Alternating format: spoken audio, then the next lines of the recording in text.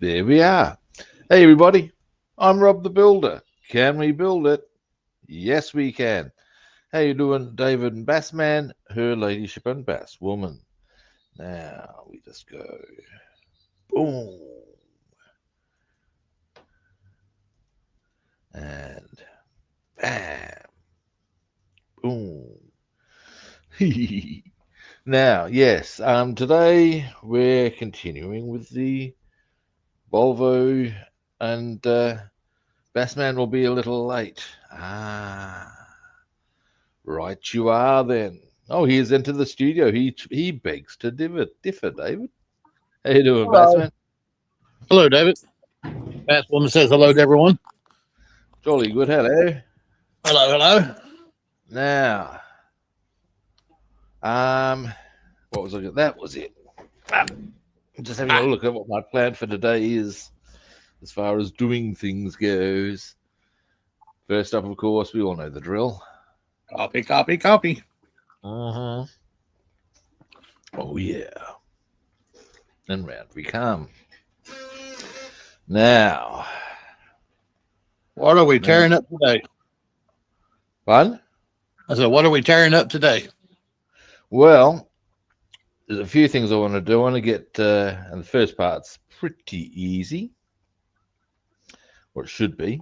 Wasn't yesterday, but it should be, because today, actually this morning's been completely cunty to me, so I should make no assumptions on that front. Oh, snap. Um, Squirrel.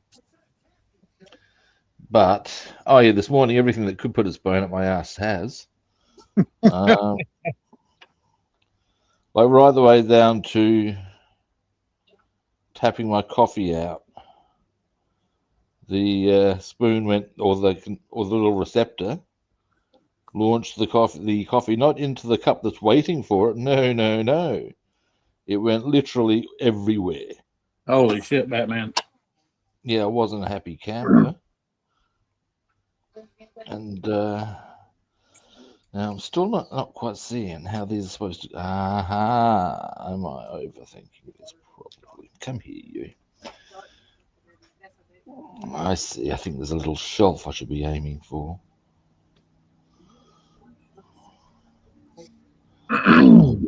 Aha! There we go. That's how it fits on. That makes sense, sort of. All right. No, it doesn't because I had it the wrong way around. So let's have another look at this.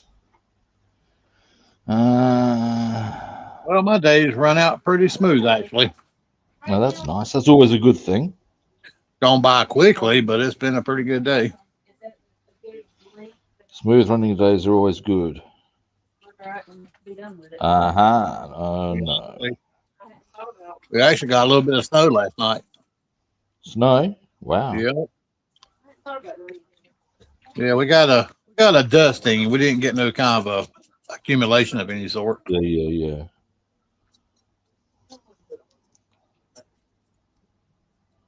I really didn't think it was going to do anything at all. At about 9 p.m., my boy looked out the front door and said, "It's snowing, y'all." Yeah, right.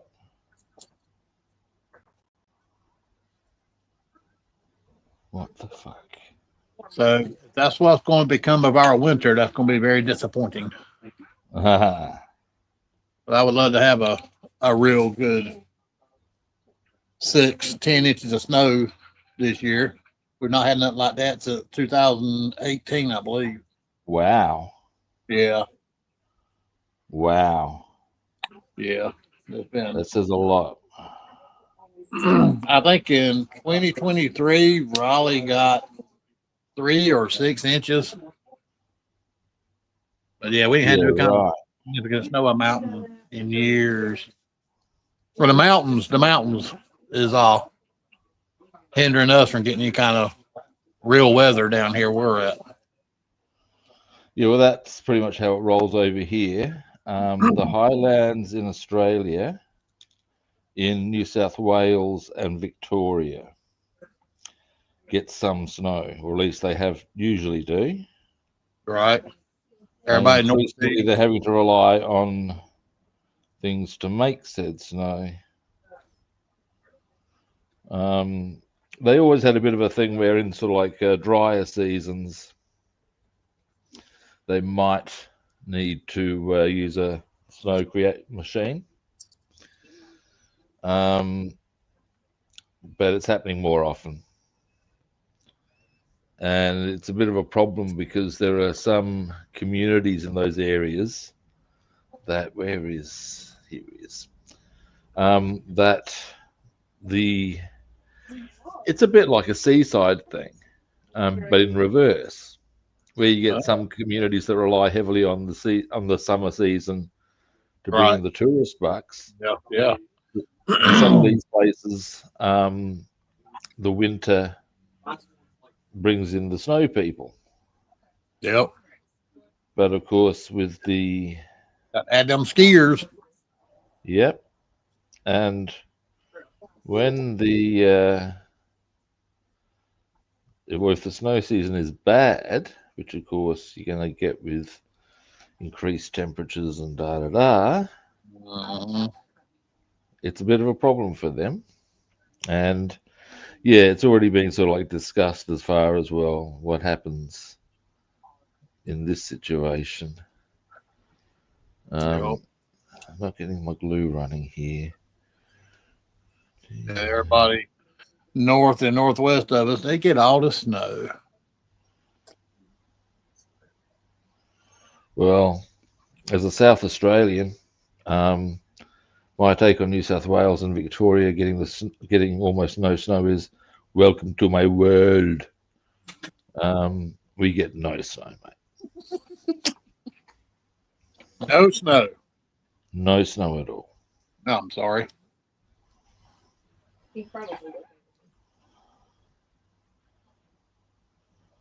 Well, if it snows down here, I'll pack up a snowball and mail it to you. The only time in South Australia you'll get snow at all is fucking this thing is up at Mount Lofty. In a really cold winter's day. Oh my god, I think I finally got it. I have, I believe. Yes, fuck me, that was a pain in the ass. Sorry. Hmm. The up at It a would place be. called up at a place called Mount Lofty. On a really cold winter's day, we'll get what you would refer to as a dusting of snow, Right. and that's as good as it gets. Hmm. Um, if I look at that from that angle,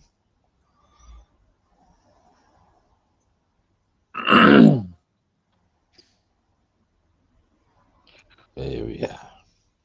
Well, when you Fucking live in fine. an area where you're supposed to get snow and you have gotten snow. Yeah, yeah.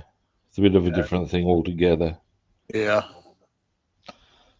Now, what I discovered with my engine, with reference to the chassis, is we are indeed going to need to take it out quite a bit wider Quite a on the bit. bottom. And indeed, I would suggest. Now it's okay because none of the stuff that where I need to glue there to put the suspension in is going to be affected. But because this engine actually comes out much wider than I had thought, as you can see. Boom. Yep. Yep.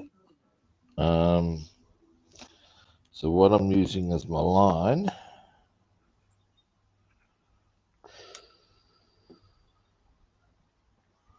Okay, it's these that need to come out. Now, in the meantime,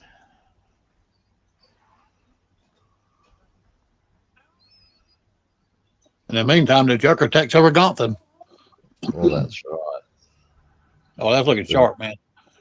In the yeah, it's all coming together.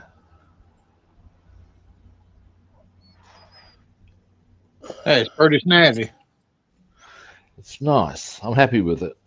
Um, Now, something I'll also show you very quickly, because I hit the hole with some varnish just not long before the stream started, and it's really starting to look the balls.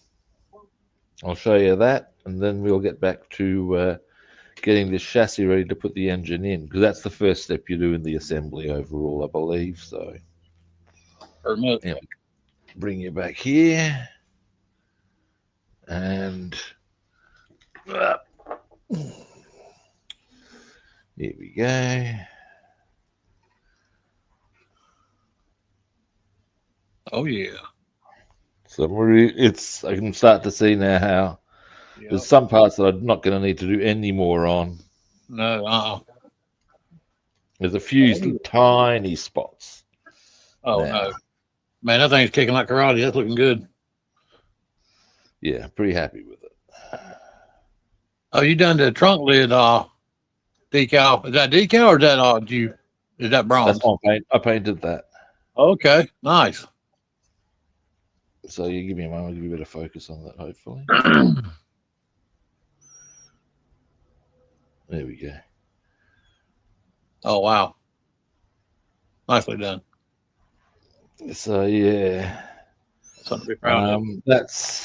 I've hit that with some varnish so that I can do a little bit of tidy up in black. Not much, as you can gather. And I'm pretty happy to have things as they are at the moment. It's looking nice. It is. It's looking real good. You've done the front grill. Have you done is the back tail lights, or is the back got like a panel that goes in? What they have is some clear lights that I need to paint. Okay. And that's why I've got the hang on. Let me just see if I can get where is and that's why I've got those two areas there in chrome, because that's where the tail lights will go, and it'll create the light or the reflective effect. If you follow me. Yep. So yeah, there we go. Now zoom out. That's looking really good. Now this. Okay. Now something I'm going to have a quick look at with my engine here. Right. So I don't need to. What I'm saying is, whether I need to do anything here, or whether I can just go bang, bang. I know what I mean by bang, bang. Bang, bang, baby. That's it. As opposed to boom, boom. I reckon I see how I'm going to go about this. I'm going to need my small saws though, because my big chunky one won't get in there. Nope. Pisser. What a pain in the arse that is. Can you say damn it, man? Can I what? Can you say damn it, man? Damn it, man. There you go. I can even go for I see boy. Oh. Actually, I think one of my favorite.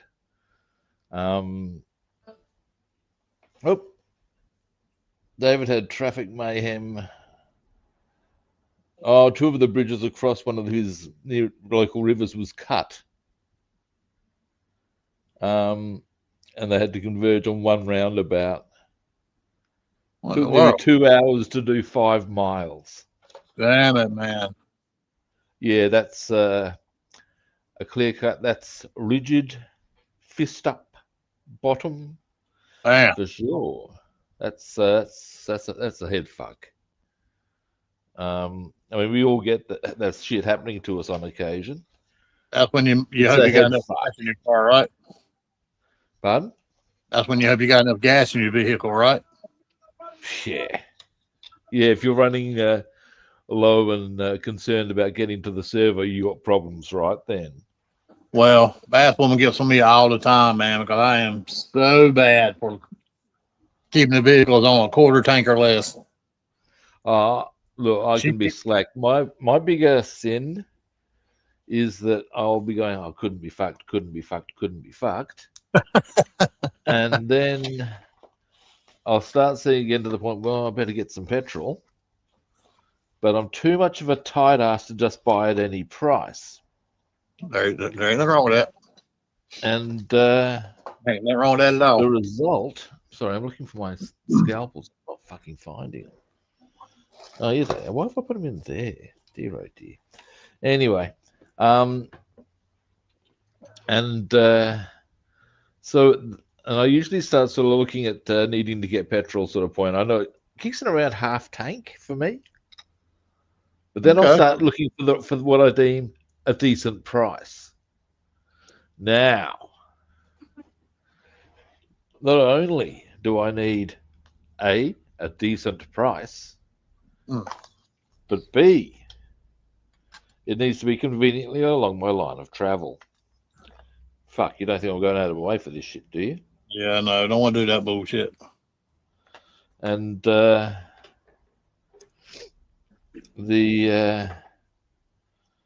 thing is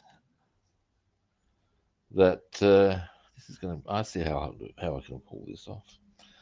Now, which one to use? Probably that one, actually.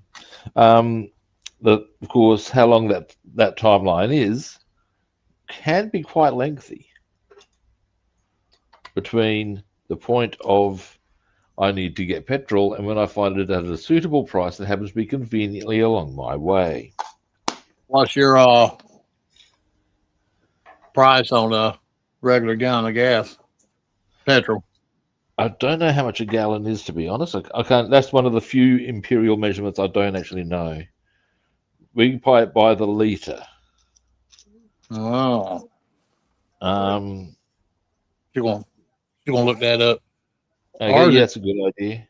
Ours is I 289, believe we pay a lot more than you 293 a do. gallon.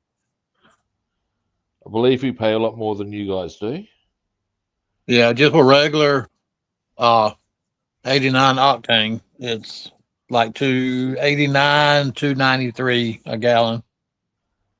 Yeah, I generally go with If you go with 93 or 95 myself. yeah, then of course for Purely $3 because and better. 1 gallon is 3.79 liters. 1 gallon is 3.79 liters. in that case, if I'm getting it at a good price, I would be paying almost 6 a liter, 6 a gallon. What the fuck? Yeah, man. $6 a gallon. Holy shit. I pay. I aim to pay, as a general policy, no more than okay. The price will say $1.69 a liter, and that'll be for your standard unleaded 91. Right. I generally apply the policy of paying the extra. I think it's about 15 to 20 cents for 95. Right. Purely because that's just the way I fucking roll. Well, it depends on the station I'm at, whether I get the higher octane or not. Like the station here by the house, they've been in the past notorious for having water in their fuel. That hoary old chestnut. Yep. Yeah, there was quite a big name budget company or budget servo down at a place called Marion Road, and it was considered quite the go-to. Certainly, if you were within cooey of there to get your petrol, it was always busy because it was cheap. Right. And yeah, then it soon got shut down because the truth came out that they were watering down their petrol. Damn it, man. Yeah. This did not win friends. Yeah. And yeah, let them be. I think there was a few other Well, I believe irregularities, shall we say. well, I think their biggest problem was before that their tanks were in the ground and they leaked. Oh, that's not good either. Yeah, I mean, it's been years ago, and they've got them above ground now. And since their tanks have been above ground, there's really been no issues with it. And that could be as simple as you were saying, leaky tank will do it. But you can always tell when then a couple of years ago when you got water in your tank because you buy gas there when you're like really low and your car starts running like shit. Yeah. Go to a reputable station and get gas, and then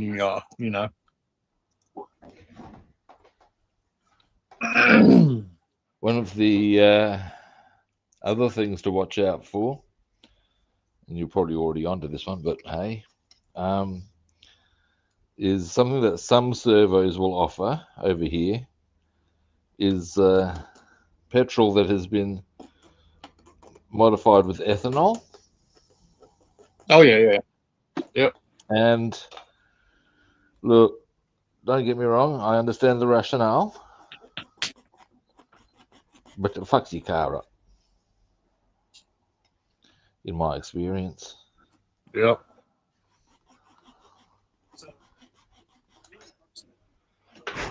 So I don't generally roll that way. No. Despite the fact it's cheaper. Now that needs to be put back in.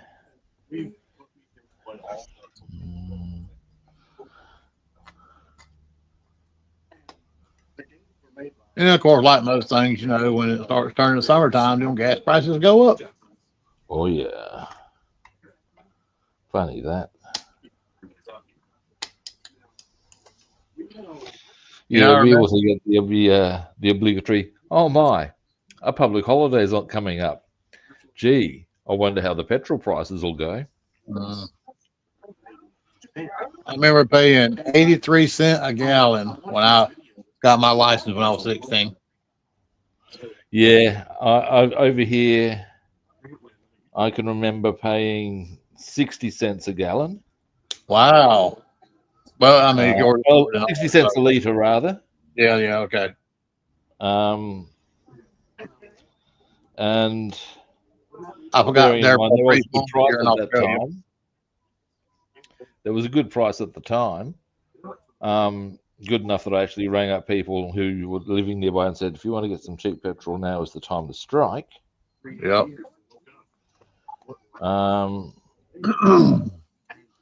But that was, I mean, okay, first, inflation's going to happen anyway. The joys of a capitalist society. But yeah, there's definitely been some significant price gouging by oil companies from around the world. Absolutely. I remember me and my buddies, we would get his father's Coca-Cola bottles and carry them down to the local IGA, and we get $3 to $8 for about 12 glass Coke bottles, and that buy our gas to ride all over town for the weekend. That's clever. Yep. I was still his daddy. He loved Coca-Cola in a glass bottle, and he'd always had the option to do that. That's good thinking. Why wouldn't you do that? Yeah, saved us a lot of money because none of us were working at the time, and hell, we needed gas to drive around on. Well, that is the harsh reality of being a teenager, isn't it? Yep. Find a way. Would even take sometimes to use some of that money to buy chicken livers to go catfishing with. Yeah. Yeah, you have all the time in the world, but not the financial capacity to truly enjoy it. It's fun to watch you get excited about something. And then I was 17. My uncle had farmland, and I'd help him barn tobacco, trim pigs, feed the cows. Wow. And that was, you talking about burning tobacco. Oh my God. I think that's a job everybody should have to do Uh, once in their life growing up. They had to barn tobacco. And when I say trim pigs, hey, we would take out the male piglets, a couple of months old, and we'd have to catch them, pick them up by their hind legs, throw them between our legs, and squeeze them and hold their legs up. And my uncle would take a knife and cut out his testicles and pour motor oil on them. God damn. And then castrate them. Yeah, castrate the pigs. That's They a don't harsh do world for the pig. them little fuckers in a I'm And not he reached surprised. there. I'd be making a wee bit more noise than that. Oh, My uncle reach in there, pull them up, take his blade, knife, and have his pocket and slit them and pop them out and cut them off. wow. And we pour motor oil on their sack, and then we let them go. And hell, they were fine. They like nothing was wrong with them. Wow. Yeah. Yeah, but I'll take care of it in a few minutes. I mean, it's a bit like a friend of mine. There's a term, you'd know this term, I'm sure. Tossing the sheep.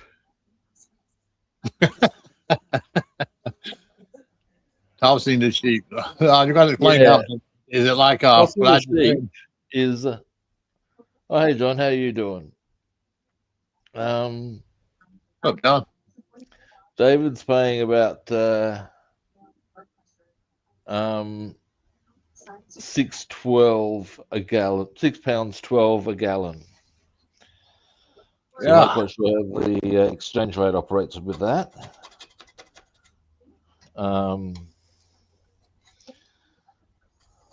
I'm sorry.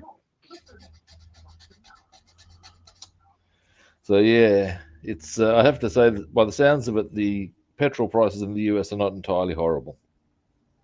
Apparently not. Nope. Now I just need to file this shit down. And by the looks of it, the engine will then fit very easily in, which is what you want, really.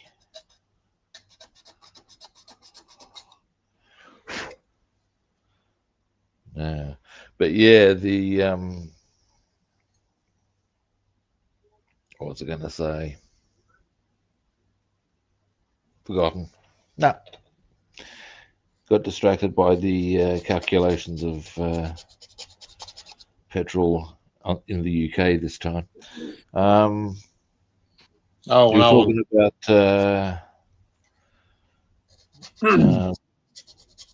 doing jobs to. That's it. We were talking about tossing the sheep. tossing the sheep. Yeah.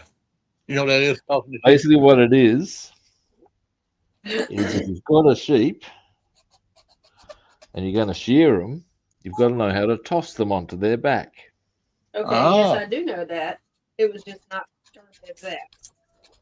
I know what that is. I've done that many a time. Yeah, she worked for 4-H. Well, she was in 4-H when she was in school, so she knew what you were talking about, just not that terminology of it. Okay, well, that's what they call over here, tossing the sheep. Tossing the sheep. It's not a metaphor. On the topic of metaphor, I received a fact. Give me a moment. It's conveniently on hand.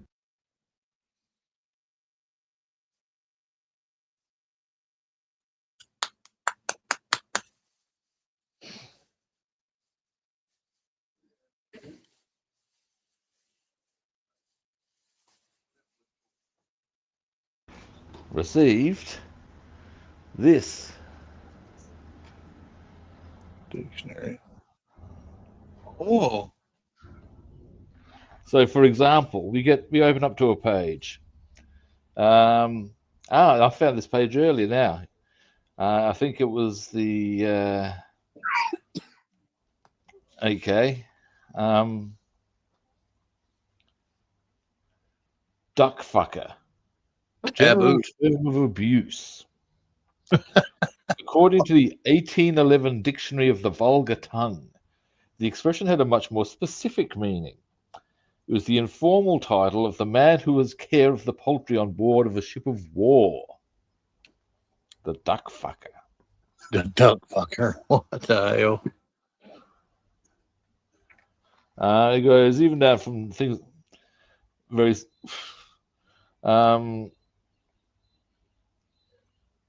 Here we go.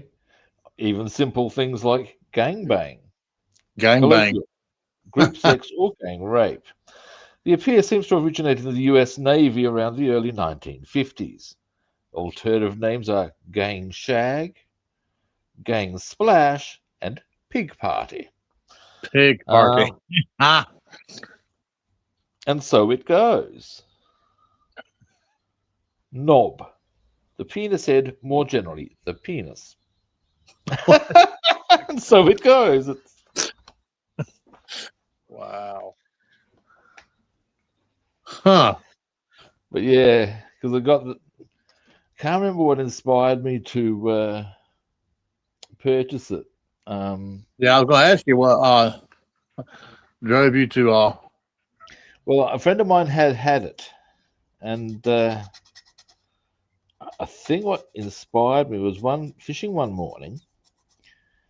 Chris and I had a discussion about that basically led us to start exploring the origins of various terms and stuff like that as just a general piece of shit talk. Right. And Oh yeah, the then I conversation. remember that a friend of mine had that very book. And that one night her boyfriend, myself, and this chick spent an amusing amount of time going through said book and just reading the different definitions. Indeed, there's probably one there I can look up for you now that will have you in coupled. In fact, that may have you in stitches. The ones that inspired me to go and look it up. Let's see if I can find. Bagpipe. To simulate sexual intercourse by inserting the penis into another's armpit. What the? The term, and therefore presumably the practice, has been around for centuries, but most dictionaries delicately omit to mention it. Perhaps surprisingly, this is not only due to the English for this practice. To huffle means exactly the same thing. What the hell? Yep. Both bagpipe and huffle were included in the. I got to remember that one. The first dictionary of the vulgar tongue, 1785, but were omitted from later editions. Even in the 1785 edition of the practice was only described as a piece of ability too filthy for explanation. And the other one that had me in much mirth and amusement from memory. Let's see if it's still here. Here we go. Furky toodling. Oakley toodling. Furky toodling. The hell? What is that? I can't wait for that one. See, furk or feck, colloquial fuck. Originally, the word meant to beat or strike. This appears to be the meaning intended in Shakespeare's Henry V, Act 4, Scene 4, words 26 to 29. Pistol is talking to a French soldier using the boy to translate. Boy, he says his name is Master Fair. Pistol, Master Fair, I'll fair him and ferk him and ferret him. Boy, I do not know the French for fair and ferret and ferk. The similarity between ferk and fuck and the fact that they were both originally associated with violence suggests that they may be related. Indeed, they may merely be variants of the same word. Certainly, ferk has been used for centuries as a synonym for fuck.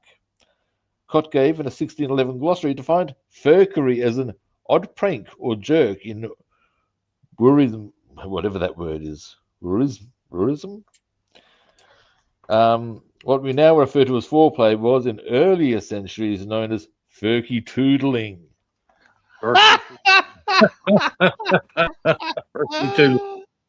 Oh my God. Wow. Yeah. Fiddling. And you got to say, now there's a book to bring much mirth and amusement to any number of people at one time. Come here, baby. Let me bagpipe you. Now, when we first, the people I was with first discovered that term, we realised that ideally that needed to be delivered in with more of a Scottish accent, really. Something Yeah, along the you are. line, something along the lines of, "Oh, Angus, how did your date go the other night?"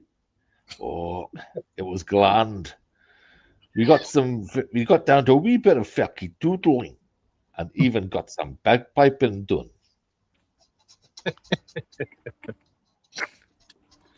Oh, damn, you do that too well, Rob.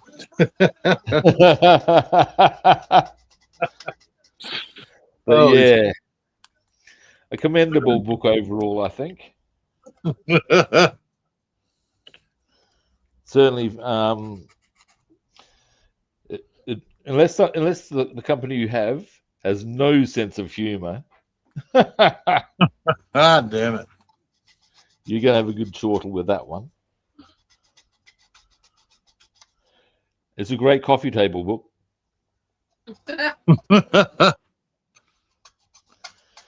There's now which Join us today for Robster's porn slang terms. that's it. The there's a movie with Billy Crystal in it, and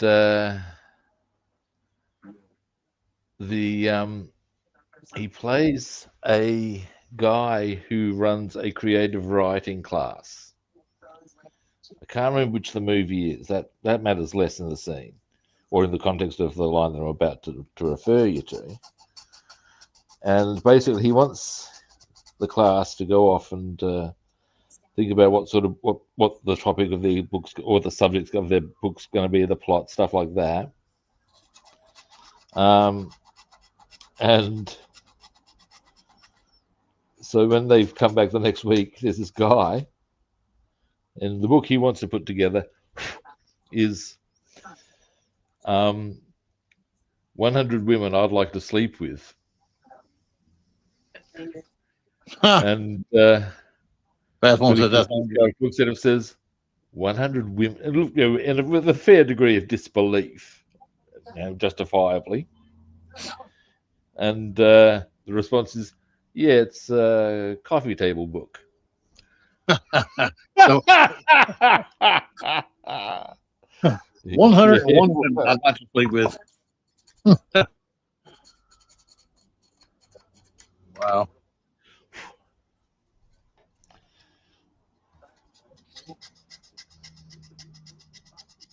What I love about that book as well is that it's all explained in such clinical terms.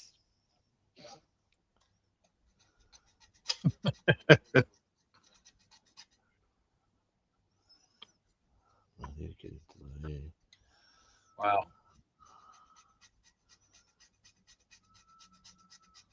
Good shit. Good shit. It's some funny stuff, man.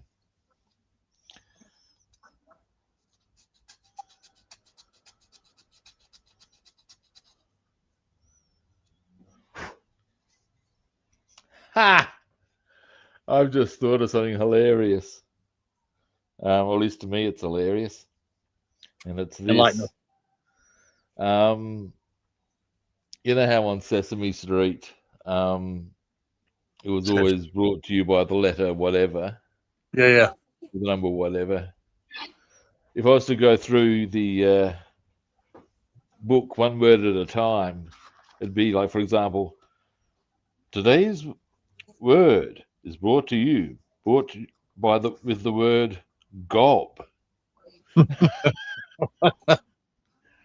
And go and explain the definitions and at some point. And then today's stream is brought to you by Copulate. Fornicate. Yeah, I believe that's in there too. coitus. Yep, I dare say. That's the whole point of the book. And you got to say, whoever came up with the idea, yeah, as if that was never going to sell. That's words you can use in public and you won't offend nobody. Well, that's it. You can say, now, look, if you're offended, I'm sorry. Or if they say, don't talk to me like that, you say, well, look, it's a perfectly valid word. Let me explain. Oh, I'm just coitusing around with you. That's it. I'm just having a furk. Now.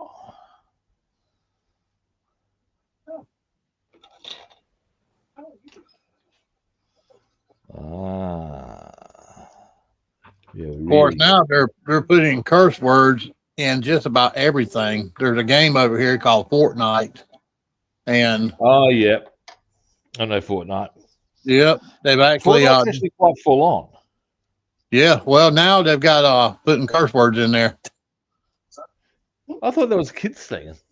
Jesus. Well, that's what it surprised me when I found out the other day about it.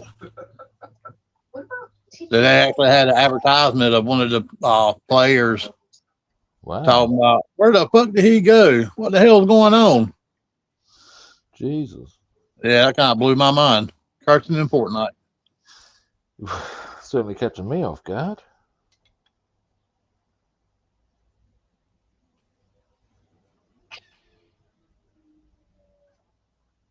Our son showed me the thing on his notification thing he gets. He watches a lot of TikToks and oh yeah, stuff like that. He's on social media pretty heavy. That's a pretty standard thing for his generation, I believe. Yep. Over here, they've just brought in a social media ban for, I think it's under 16. And that's because of some of the more full-on stuff that's been going on with regards to the internet, of course. Wow. Yeah. When that fake COVID shit came around, everybody got hung on social media. Yes. The bigger concerns here are more to do with bullying and stuff continuing sort of like through social media. Okay, explain something to me. How do you get cyberbullied? I don't know, to be honest.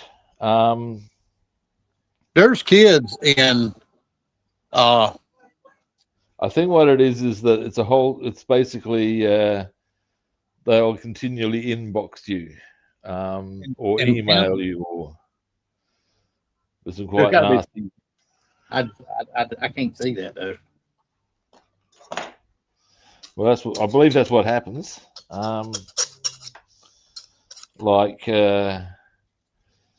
If I've heard of tales. Now, no, this is just what I've heard, where they will block and somebody will be nasty enough to somebody else that they get blocked. Fair enough. And that person will then go and actually start a separate account just to continue the harassment. I can see people. Now, I believe that's pretty full on. I know that one guy, certainly at least more than one person perhaps, has even actually topped themselves as a result of this sort of shit. Now, there'll probably be other shit going on as well with that. Let's not be shy. Oh, yeah, absolutely. Absolutely. But that's how full on it can get.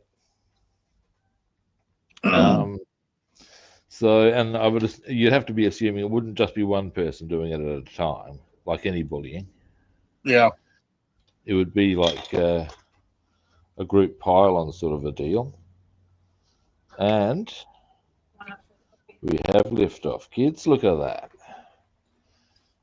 We have clearance, Clarence. Yeah.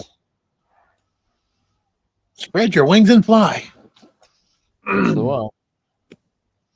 Yeah, I mean, shut your computer, walk away. Change your username. You can. I just thought there's so much you can do to get away from it. Well, yeah. Ultimately, I mean, that's even a thing that scammers generally will try in one capacity or another is they have more than one phone number to try and scam you with. Oh, absolutely. Matter of fact, It's the same shit, you know what I'm saying? In its own little way.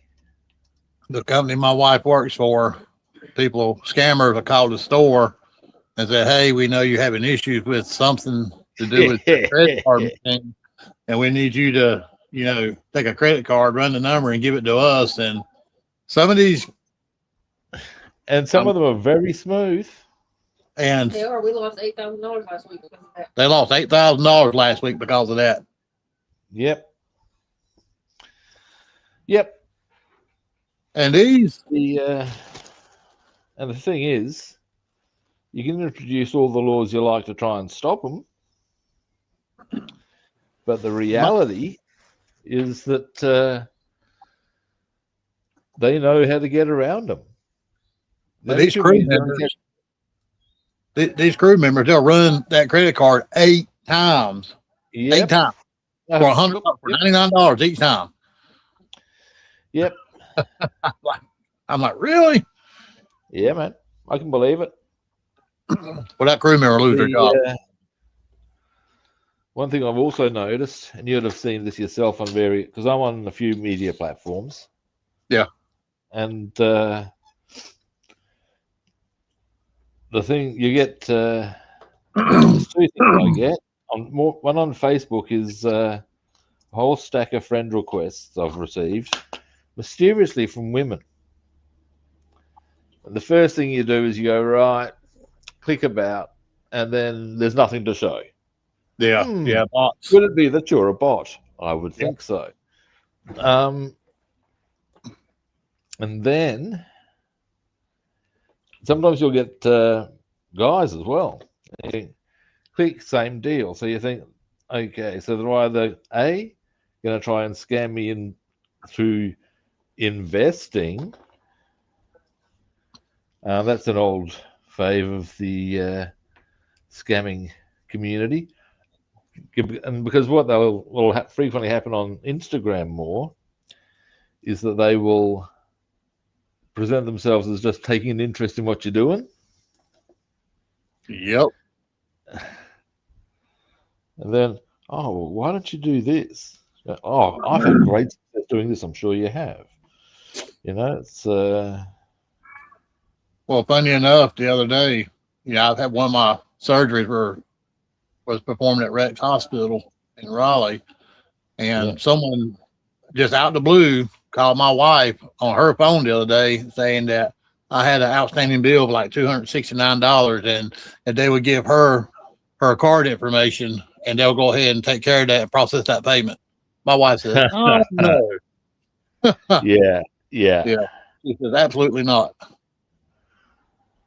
Yeah, you can see exactly what's going on there. Sometimes you feel like saying to them, "Do you think I'm stupid?" Yeah, right. I know. Got away with. I ain't giving my card information to nobody.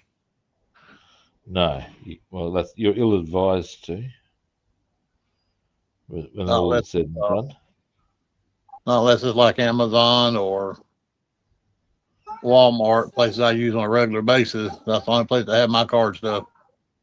There are some instances where you've got to obviously put it in, but if you know what the deal is and you're controlling that, that's one thing. Yep. It's quite another when you get these nobody shit. The whole classic scam maneuver. They're asking you to put money into all sorts of interesting things. Now, mind you, it's been 13 years. 13 years ago when I had that surgery there. 13 years. Wow. Yeah. And they're going to call her right here at the holidays talking about we need a payment so we can process it today. Wow.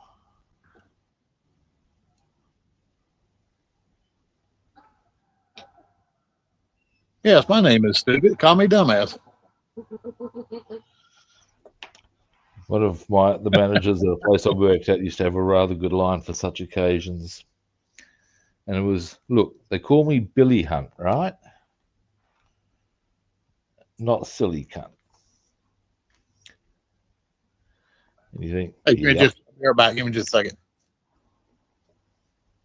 Pardon?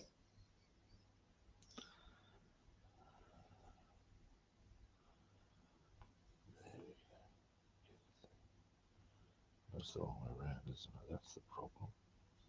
There we are. There we are.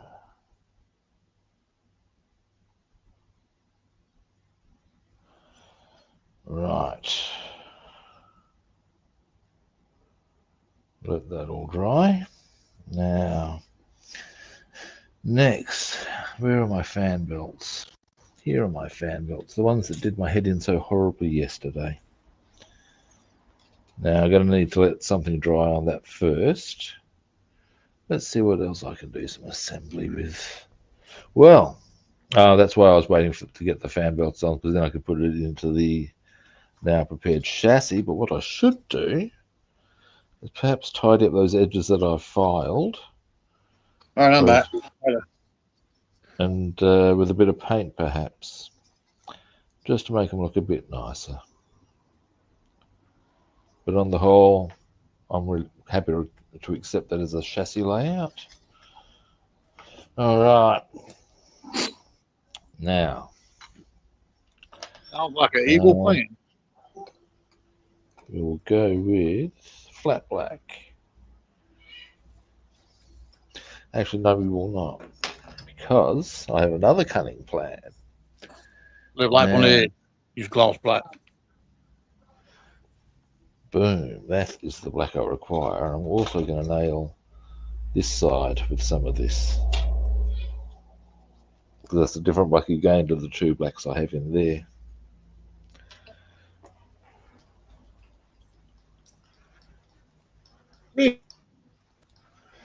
Now, and I have another idea. A few ideas, in fact. So, yes. I like ideas. What do you call a reindeer with the sides gouged out? A reindeer with its eyes gouged out. Yep. A hollow deer? No idea. Yep. I have no idea. The idea is when the person goes, what? You say, what? No idea? No idea. That's pretty What good. do you call a reindeer with its eyes gouged out and legs removed? Reindeer with its eyes gouged out. I have no idea. Still no idea? Still no idea.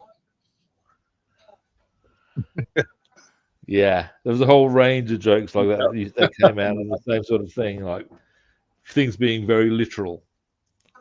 Did you get the name jokes? The Are name? you ready? The name jokes. Things like,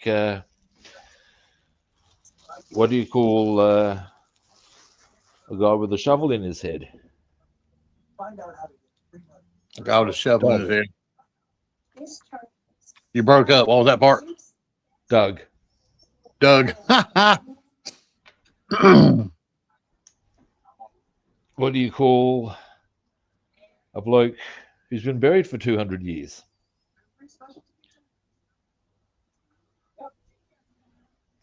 Pete. What do you call a guy who rolls around in a bunch of leaves? Russell. Russell. And my personal fave, what do you call a man with 7 rabbits shoved up his ass? Warren. Oh, damn.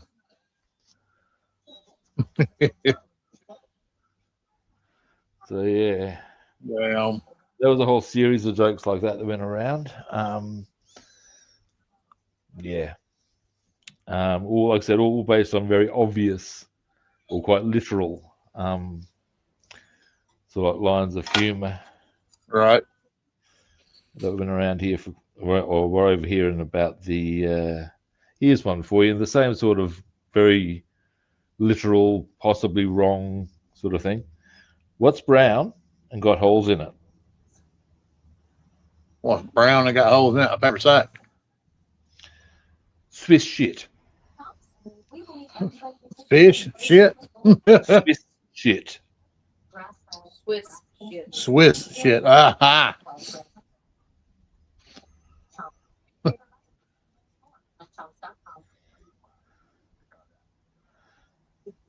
What's brown, hairy, and sits on a wall?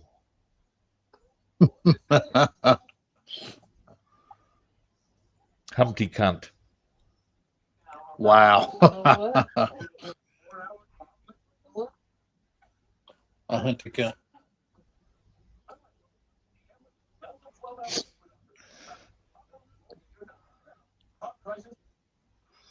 What else you got? Let's see. Trying to think from that same sort of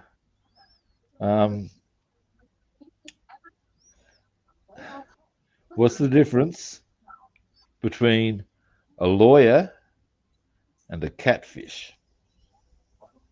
A lawyer and a catfish. Mm-hmm. They're both slimy. One's a scum-sucking bottom dweller. The other's a fish. Damn. God damn it, man.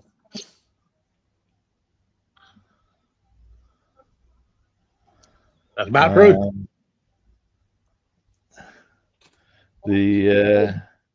I'm starting to run out of my more wholesome line of humor here. So I suppose I can try out some of my little Johnnies. Do you have little Johnny jokes over in the US?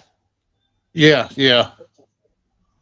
Yep, And they're invariably crass, aren't they? they are. Yeah, that's that. They're the same little Johnny jokes. Like, We were actually hung on that for a little while, and I can't remember them to save my ass right now. I've got a shitload of them. Yeah, my wife, she had a bunch of them at one time as well. Like the classic one, in many ways, is little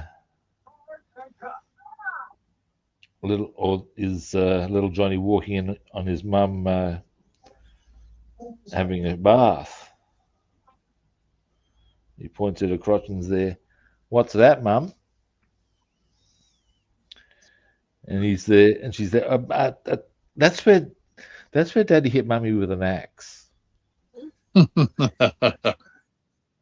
looks at him and says, "Oh, that's a good shot. Got you right in the cunt."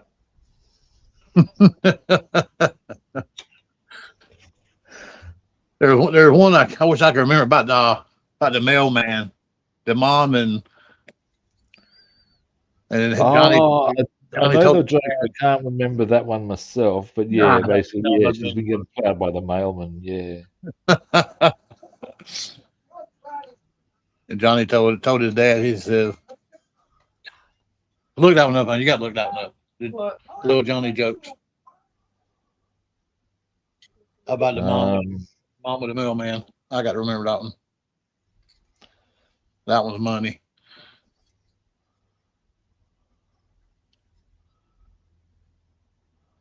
Yeah, there's a whole stack Oh of my them. gosh, this is Oh yeah. I think I might have told you my one involving the big black bull fucking the brown cow. No? Oh, what? Fucking who? Have I ever told you the one about, or the little Johnny joke with, or do you know the one with the big black bull fucking the brown cow? Goes like this.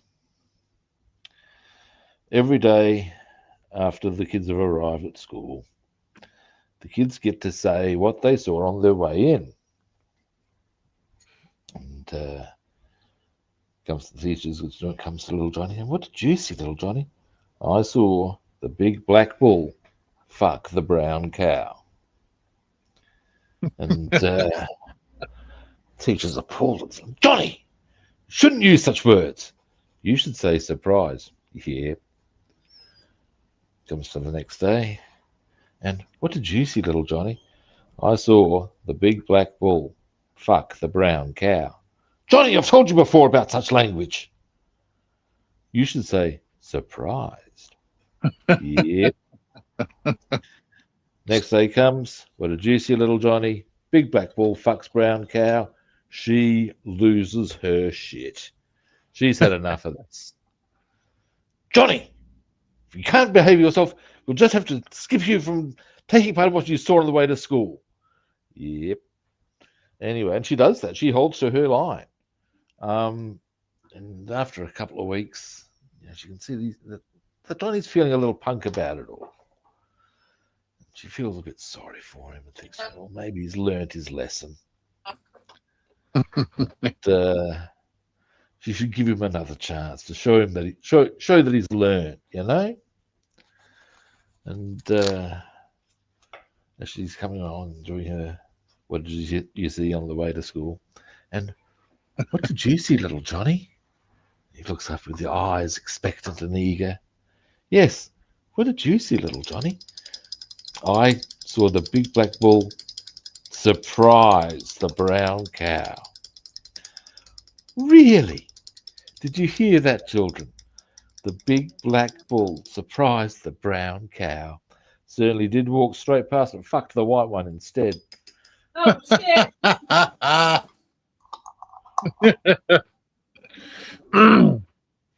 So one day the teacher was talking in class about marriage, and the teacher asked Johnny what kind of wife would he want, and Johnny said he wanted a wife that was like the moon. And the teacher's like, "Wow, what a choice! You want her to be beautiful and calm like the moon?" Johnny said, "No, I want her to arrive at night and disappear in the morning." That's the one.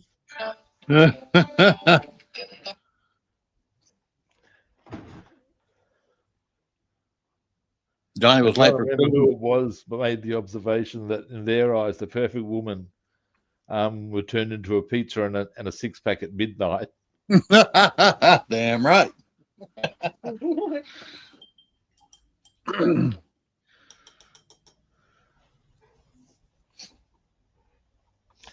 Here's a funny one. The teacher, Johnny, arrived to school late. The teacher asked him why he was late. He said there was a sign. The teacher said, "What sign?" He said, "School ahead, slow down." Very good. Now, man, yeah, little Johnny jokes. Oh yeah, they're always good. I remember having when I was younger, I had a Pollock joke book. Here's a couple of classic dodgy ones for you. Why should you always put gaffer tape around your guinea pigs?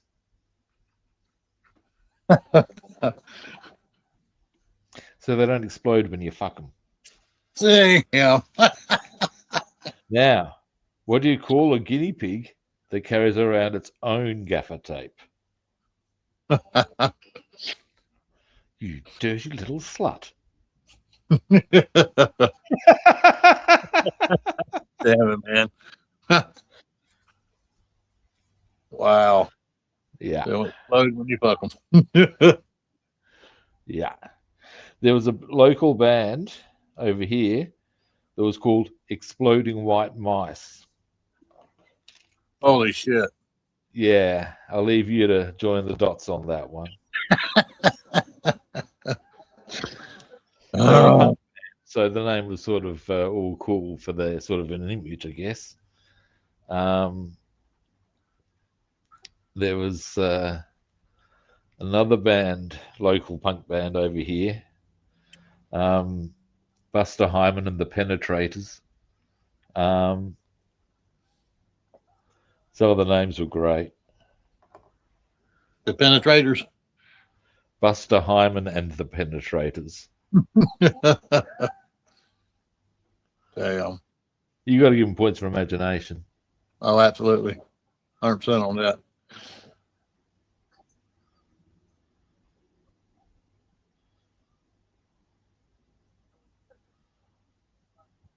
And that brings you back to some stores that have names like Dick's.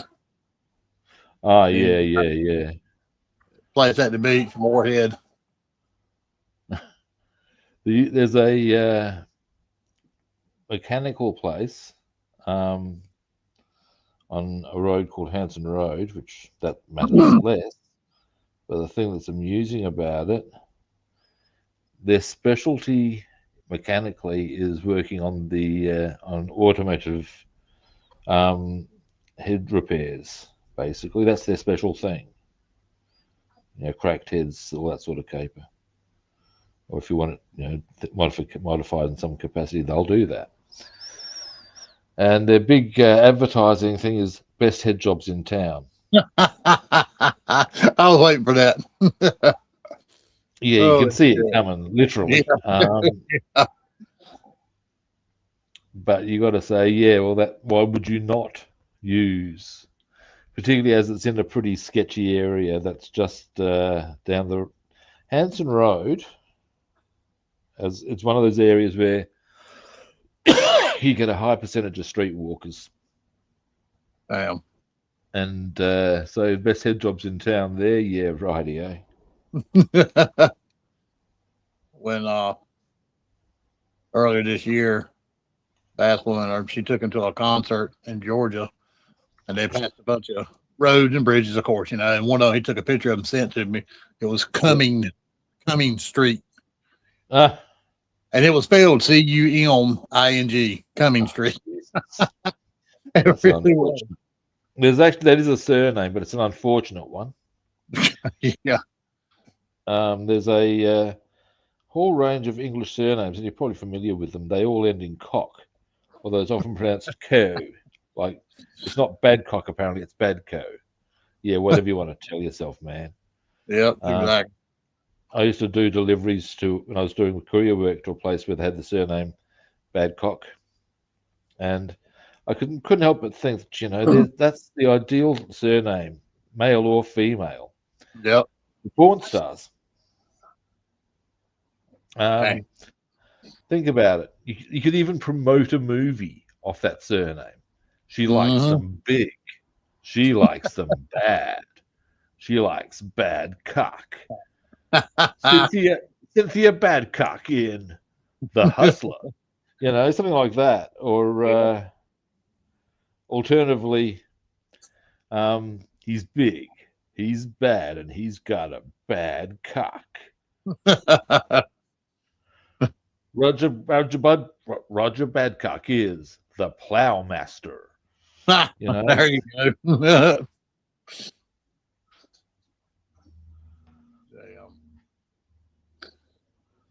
So yeah, and that sort of a surname actually gets referenced in, I've told you about the Rowan Atkinson teacher sketch. Yeah. Where's the roll call? At one stage, he instructs the boys to hand their work into Mr. Great Big Hardcock.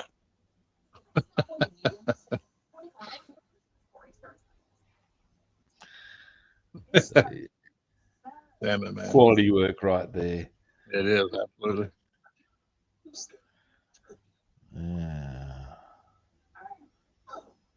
There's one other little bit of painting I wish to do. And then I'm hoping that I can get the fan onto that engine. Then maybe get that engine into position today. Now, other things I can consider would be some deckling, potentially, because there are some that need to be done. Oh, speaking about decals, so I painted my Volkswagen pearl white, and I went online, looked at a few Herbie Love Bugs, the ones that didn't have the pull-over rooftop. There was actually several Volkswagens with the 53 and the red, white, and blue stripes, across the hood, roof, and trunk. Yeah. So I went on to eBay and found a set of decals for Herbie the Love Bug, the 53, for $5. How much? $5. Nice. Yeah, it was $5.29 with tax and free shipping on them. Nice. So I'm gonna do this one up like Herbie the Love Bug. Why not? I On a similar but different note, not without the triumphant winning element, I saw a picture of there was an aircraft. Do you know the Spruce Goose? Spruce Goose. It was an aircraft built by Howard Hughes, What? and it had 8 engines. And back in the day of propeller flight, the idea was that it would be able to go clean across the Atlantic, which of course in those days was just not heard of. All right. I believe he had his own personal one, was the Spruce Goose, but he had designated some to be built potentially for military use. Because there's no U-boat in the world's going to shoot you down in a plane.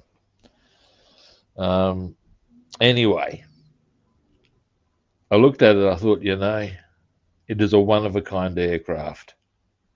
Huh. If I can find a kit, I'm so doing it.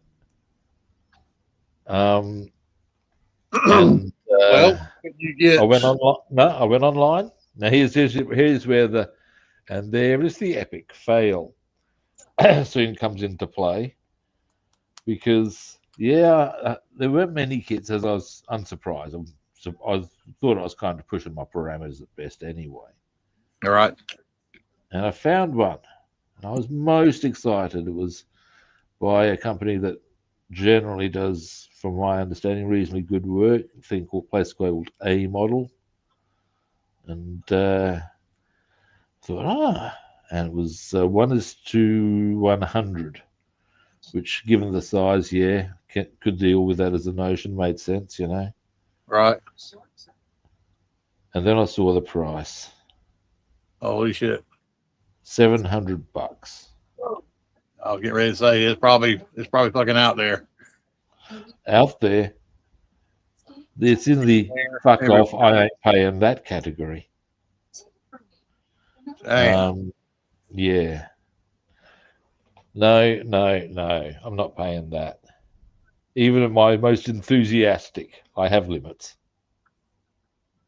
Not many, but I have some.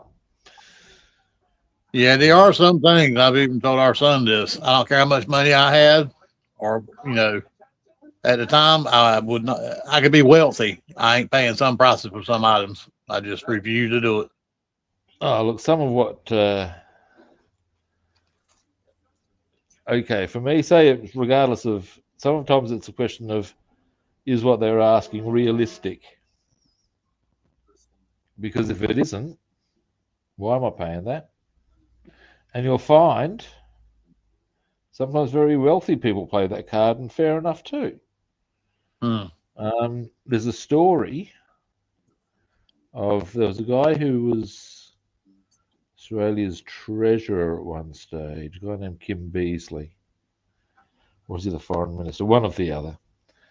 Anyway, he had something he wanted to pitch to Murdoch, who at that stage wasn't quite the magnate he now is, but still had a fair bit of sway and da-da-da-da. And what he was pitching to Murdoch would have required some investment on young Rupert's behalf. And as at the initial sort of like meet and greet, Murdoch's hit him with the line of, "Oh, look, tell you what, I'm a bit busy right now. How's about you come and we'll have lunch? And there's a restaurant that's just open around the corner. We'll go there, and you can tell me about it then." All right. Beasley was stoked. He's got lunch with Murdoch. And when he's rocked up, he said, "Yeah, it's just around the corner. We'll go for a walk." Where did they walk to? McDonald's. New one had indeed opened around the corner. And the bottom line of the story is that there was a message intoned in the fact that he'd taken Beasley to McDonald's. The message was, "I have the money. I don't have to spend the money. That's it. And you think, well, that is exactly it, isn't it? Just because you've got it doesn't mean you have to. Exactly. And if you're paying for something that is overpriced, oh, here we go. Spruce Goose was in a dome. Oh, it was in a dome hanger next to the line of Queen Mary. Wow. He doesn't know if it's still there. Huh. Interesting. It is interesting. Be curious to find out, actually, you got to say. Because if it was absolutely sort of taken apart and dismantled, it makes it sort of all the more reason to try and find a way of doing it that doesn't involve spending 700 plus bucks. Yep.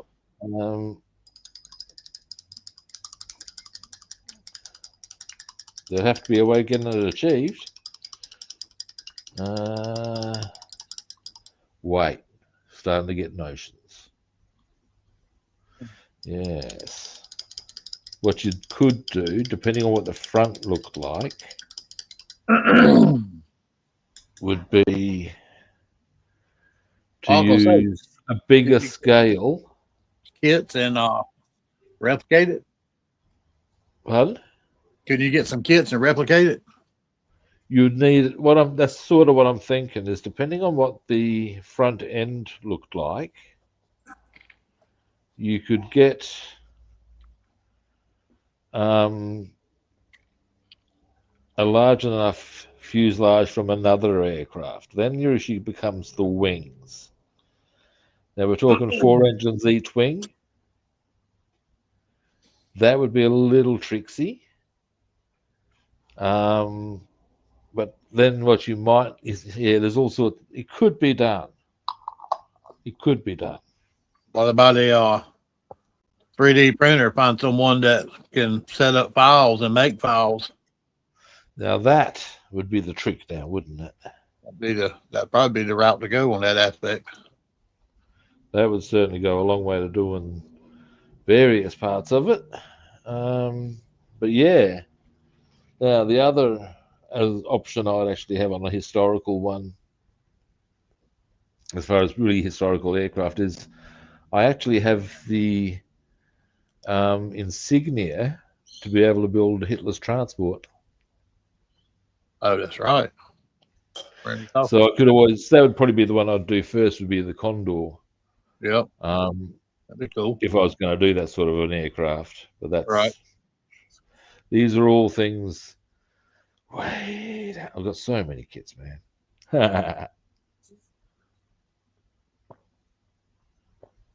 I never thought I'd have a stash like I do.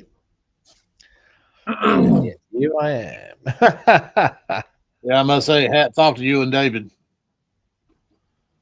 Look, I got suckered. David's the king and you're the prince. Oh, mate. Oh, there are dudes with way more substantial stashes than I have. I'm the joker. I've only got like 5. Well, there are worse people to be than the Joker. I'm sure that. Now let's have a look at this. There it goes. Setup that did yeah, there we go. My disguise has failed again. Where is buried under here? Is it? No. Where are the assembly sheets that I seek? Aha. When you talking about Murdoch a while ago, I want to see if I can find me A-Team kit. Oh yeah, nice. That'd be cool. That'd be cool. Yeah, it would.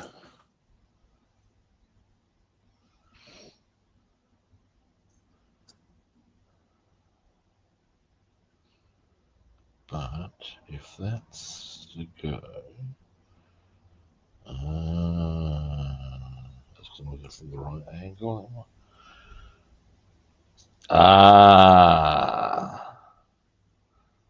I think I see why this wasn't making much sense to me yesterday.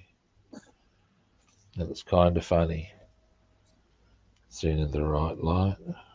Holy shit, Batman. Yes, I am correct.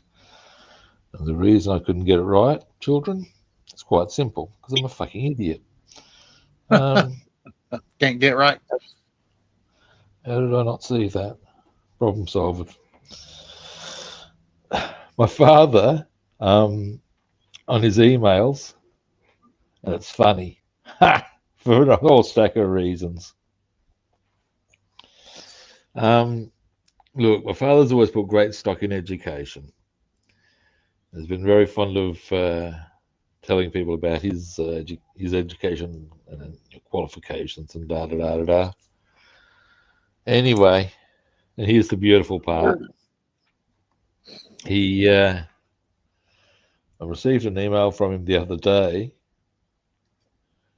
and had to laugh because on the bottom of his email, you know how on the bottom of some people's emails they've got, whatever the title or qualification is or whatever. Oh, yeah. He signed it, Brian Astle, because that's his name. And because obviously you've got like some sort of automatic signing thing. Go on. Okay, no worries. Brian Astle, highly educated twit. And all I could think is, now come on, that is funny. And if he's going to pay himself out like that, good on him. Damn. And man, he certainly can be a twit at times, and at least he knows that. Oh. And we all can be, and that's fine too. Yeah. But yeah, it was just to see it in writing. All you can do is just go, well, there we have it. Yep. Yep.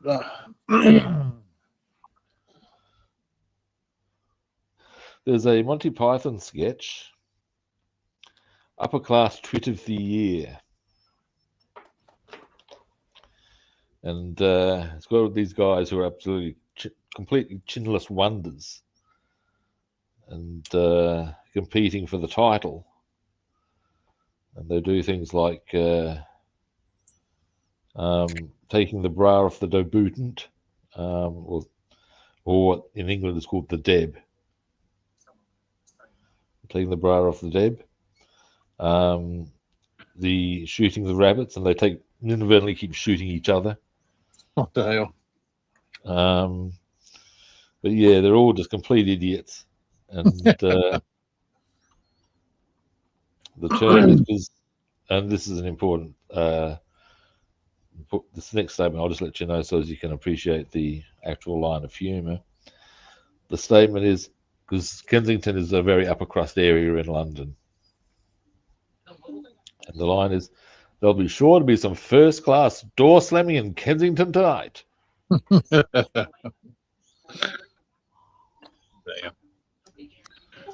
All righty, we'll glue that on.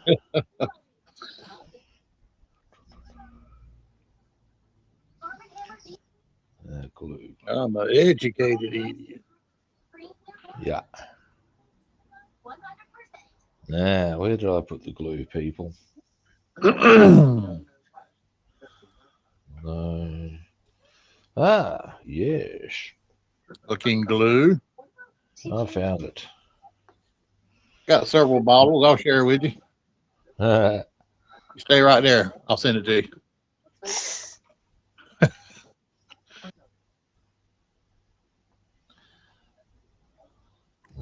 there we go.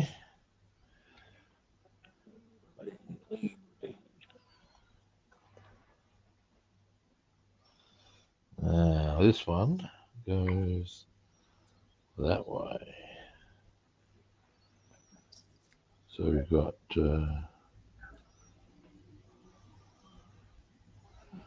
shiny on our fan belt there.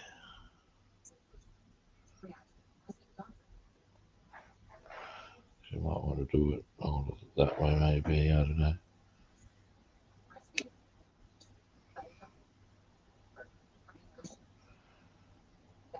There we go.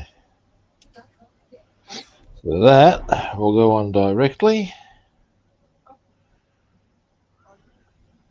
Got anything going on today? Fair bit. One of the first things I want to do today, actually, and first port of call once I get, or once I stop streaming, is actually going to be getting tonight's dinner into the slow cooker. I've got a vindaloo marinating as we speak. A vindaloo. Yeah, if you know what I mean. No? No, a vindaloo. What's a vindaloo? I think you told us the other day what you were going to make in the slow cooker. Scorching hot curry. What was that now? Scorching hot curry. It's the sort of curry that puts the fear of God into some people. Makes you scared to fart. It's widely regarded as the hottest curry you're going to get. Now I've still got to put some stuff on this, and while I'm waiting for some things to dry on the car, I might as well get stuck into finishing this off. Now,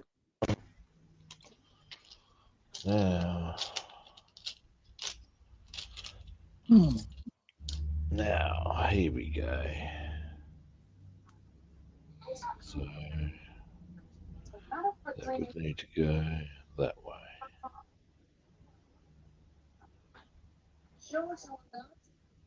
No, we don't need to go. That green stuff we get on our sushi. There we go. That makes sense.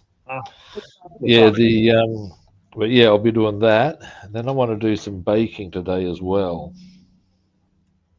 What we baking?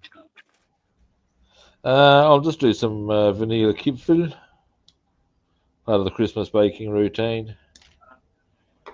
I've still got a little bit to do with that. Okay. And then I'd got my bass lesson today as well. So I've got a bit going on. That's a pretty busy man. As always, I like being busy.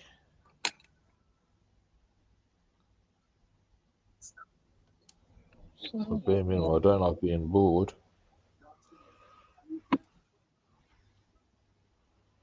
Yeah, that's like me. I stay busy all day long. I'm always doing something. That was, I've got to say, something that I'd actually have to, I'm not quite sure where I got it from, whether it's from my school or my personal upbringing. But I was always encouraged to do stuff. Don't sit around home. My mum would actually berate me for that. Yeah, I've never been one that could sit around much either. The thing was, and this is, I didn't have many friends when I was young because I used to live quite a way away or whatever. So what I used to do quite often was, I've just noticed something that I need to put back on. I need to go that way. So what I used to do was go out, and at the time I played soccer because I was much smaller, and I'd go out for literally hours and practice my free kicks. And without pissing in your pocket, I used to be able to bend them like Beckham. Oh shit. Yeah. And well enough, and I got good enough with my ball skills that even when years later I'd not played for, I played for a while, so like post school, and the when I went out to play rugby, the fitness coach had us sort of do a run of soccer just for running around sort of stuff. It was pre-season, and he actually had been quite a big name goalie in the UK back in the day. Really? He had at one stage had actually been the most highly paid player in England. Wow. Yeah, anyway, I got talking to him after the well, I wouldn't call it a match, but after we'd had our little muck around, and yeah, there we go. And yeah, he actually passed comment that he'd noticed that, and it was one particular thing. I actually did see him look over at me because the ball had come in at a certain angle, and I actually just put my foot out and rolled it over.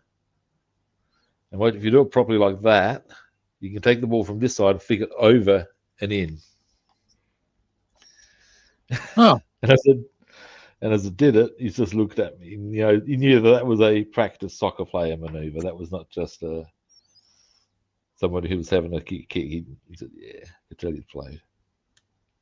But yeah, it's because I used to spend hours. I also used to spend quite a long time practicing my bowling in cricket.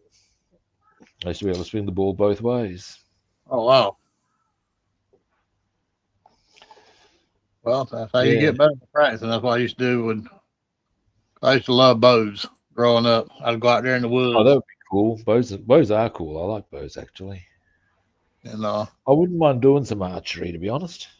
yeah, archery is really, really cool. I've got a long bow now. I used to have a compound bow. And out They're there powerful. with a compound. Yeah, compound bows are real powerful. I I'm pretty believe, accurate, but it's still right on. I believe it was a variation on the compound bow that the Mongols used to use. Because the Mongols, as everybody thinks of dudes on horses, also had some foot troops, of course. They weren't all on horses. They used to use a compound bow.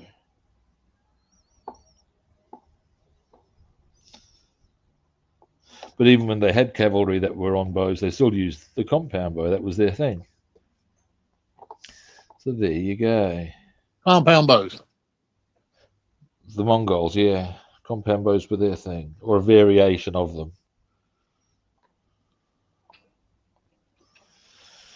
So yeah. There you have it, a piece of bow trivia for you. Oh. Longbows would be an impressive weapon. Now, something I should probably have considered. I might do some of this, and I'll have to wait for them to dry before I can give this a bit of this sort of action.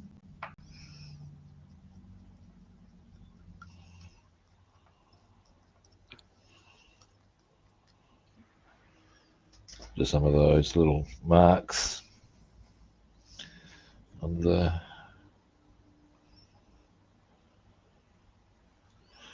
wow. Well, once this is done, I reckon we can see about getting that fan on the engine.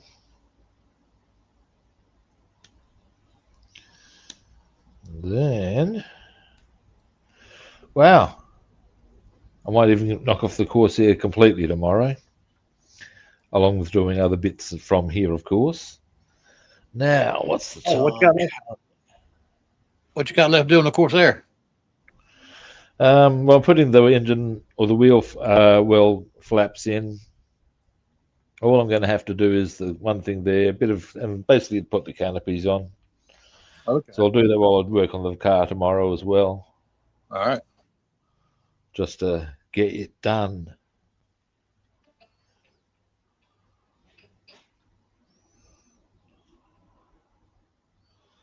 Because then that's done. Any word on your parts for your Batmobile yet? No, there'll be a while, I would expect. I could be wrong though. It's a bit of a how long is a piece of string thing going on there.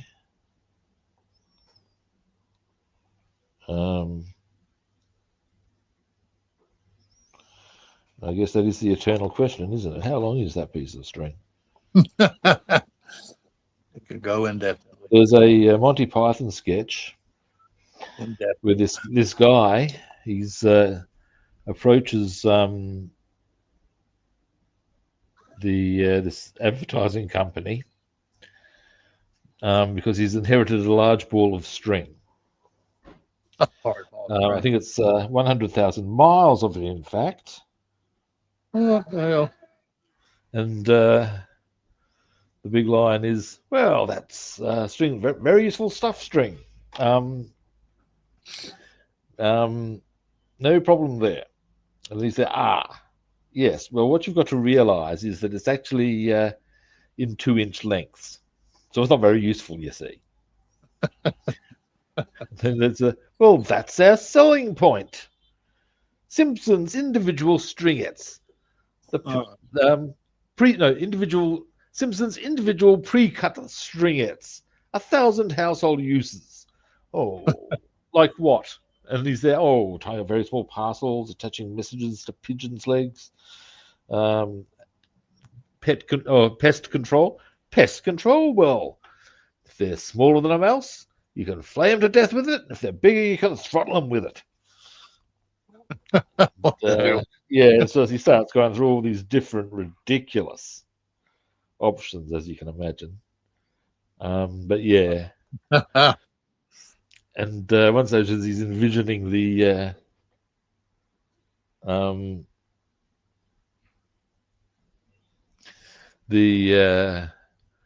actual TV ad. He's envisioning there's a doctor in a bath with a model he's got this whole bizarre concept. He's got to get sex into it, which is why he's got this scantily clad model in there as well. But that's too sexy if it's just the doctor and the model, so he needs to get a priest in there. We need to get the international flavors missing. Maybe get the bishop off. It's just ridiculous. But yeah. Damn. That's it. At one stage he's there. They're waterproof. No, they aren't. They're water resistant. No, they aren't. They're water absorbent. It's super absorbent string. Away with the workaday flood with Simpson's new individual water super absorbent stringettes. Okay, so that's all them in position. They're probably pretty safe. I could even turn it upside down, I dare suggest. Or right way up. But I'll let them dry a bit more. Now, next. My dog farted. Good God, he about to run me out the living room. Next, here we go. Damn. We're starting to get places here, people. You get back into position. What are you doing? Oh, you cunt of a thing. Of course you have. Why? Because you're a cunt of a thing, aren't you? Cunt. Fucking exhaust manifolds, eh? When you done that, you made my dog jump. He did. He jumped up. He's like, "What the hell?" Fear not, Nugget. I am not talking of you.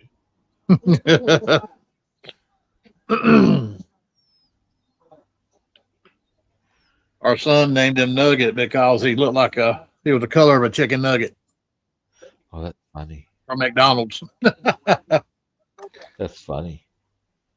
So that was one of Devin's favorite meals was 6-piece chicken nugget and fries from the McDonald's.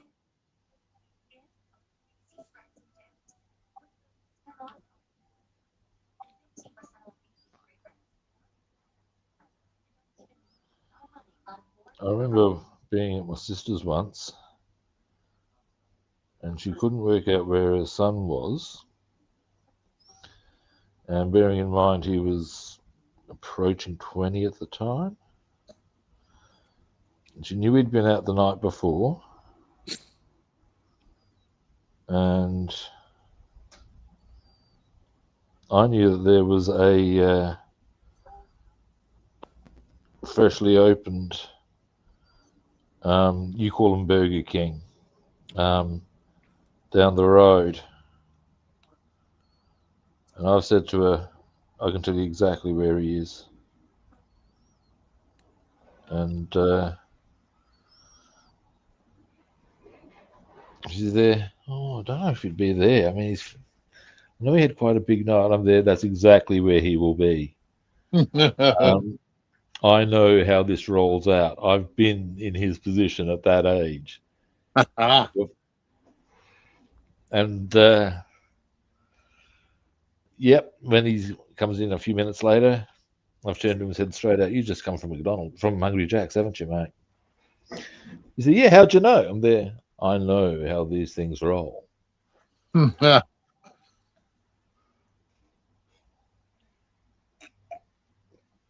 yeah, it's textbook teenager. I'm hungover. I need grease. Grace. That's it. Yeah, me and there was a variation on, or there was a standard hangover cure me and a mate used to roll with. I don't know if you call it hangover cure, but it was our approach. And what it was, now, final things now. Rubbing. What is that? There we are. Oh. Well, we can get all of this in. One part's a bit loose. I'm not entirely chipper with that, so I might re-glue that in. That being that one. Oh, no, it's okay.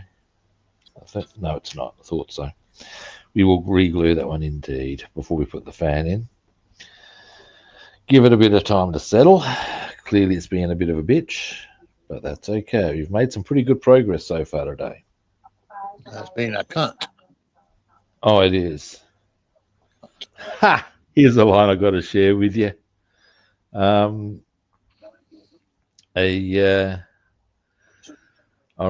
it's just something that I remember from years ago. And yeah, there's some things that happened like years ago, and you just keep remembering them because they're just funny at the time. Yep.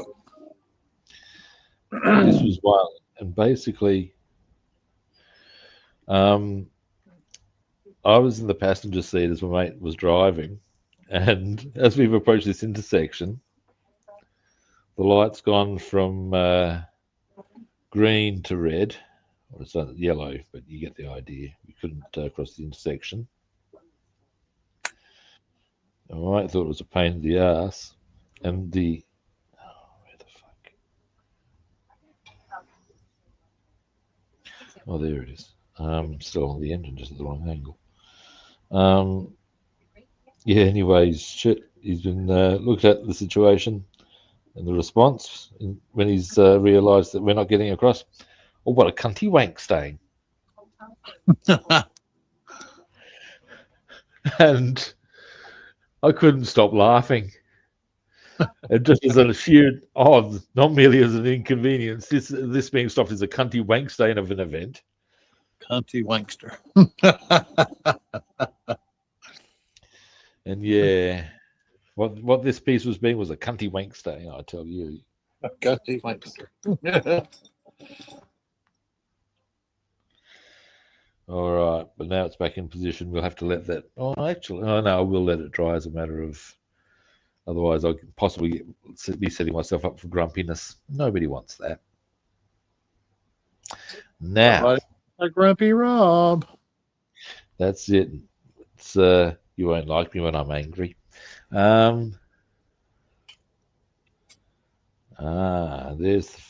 we go. There is one other part we can put on, however, and we will do. As far as the engine goes, that is. And then, oh wow! Release the Kraken. Pardon? Now we're talking about. We're really well posited, in fact, to What I could also consider is possibly a oh no, I want to decal the dash first, I think, before I start assembling the interior. Now, in the meantime, however, I'm after bow bow. Went shopping yesterday and got myself some fresh clothes for summer. Oh yeah, did you go get you some yesterday? Pardon? Did you go get you some yesterday? Yeah, got myself 2 sets of shorts and a couple of shirts. I need to get a couple more shirts yet, but Oh, of its own, I was pretty happy with what I got, and the came at a pretty cheap price overall. well, that's great. Yeah, well, here we go. Now, let's face it, clothes can be fucking expensive, which is Yeah. fine because it's just how it rolls. But I figured, well, if I take $300 with me, I'm safe. It ended up costing me 120. Okay. So, yeah, Yeah. as far as a price differential, given that I was prepared or willing to spend up to 3, and ended up only having to spend 120, yeah, that's good. Did you treat yourself to a meal afterwards? Yeah, I did. What I would have done. Yeah, I thought, well, hey, Why not? saving money. And I'm still saving money because it was still well under what I was prepared to pay. Absolutely.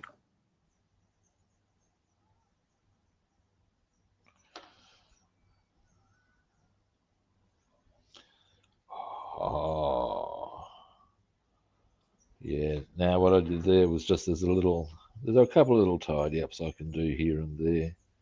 There's that one on there. Oh yeah. Nicely Yeah, done. starting to look the goods. Now I'll get the fan on Yeah. very shortly. Yep. Yep. Looking good. Looking good. Very happy with that now. Finally. Wow. You done good. Now, what I should consider, let's have a look at the undercarriage assembly process on both this and okay, I'm going to need the engine in Uh-oh. Hang on. to get the before I put the suspension in, I would suggest, or before I put the front suspension in as a minimum. One thing I can do Hey. right now, I reckon. No, I'll wait till I get the engine in. I think, yeah. Engine number 9. Because that way I'll know where to affix the exhausts to. That's an important detail. All right. Now, what else?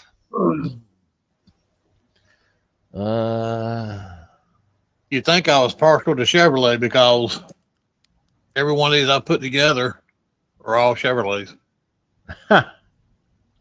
And Chevrolet Blazer. Now, you get over here. You'd be ready to be able to be painted, I would suggest. Now, where do I need to go? A few little touches here and there.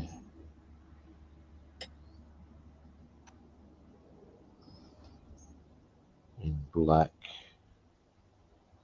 Little touch there of bronze.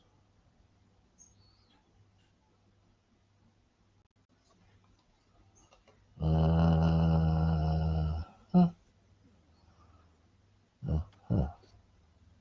know why I got the whole truck down for. Nice. All right. Now, I'm thinking as well with the masking, a lot of it I'll probably don't need to get too carried away with, as far as I just do those areas I need to, if you know what I'm saying. Although in some areas it's quite a lengthy area I need to do, but never mind. Scissors, come here, you. It's going to feel odd not going fishing on Saturday. Oh, that's right. To miss one Saturday sort of doesn't feel sort of not abnormal, but it's a thing that happens. You didn't go last Saturday neither, did you? No, because it was the day before my mate went on his cruise, Oh, that's right. and And I he also had a right? music thing on, and so we figured, well, it'd just be easier for both of us to just go, well, you know, hey.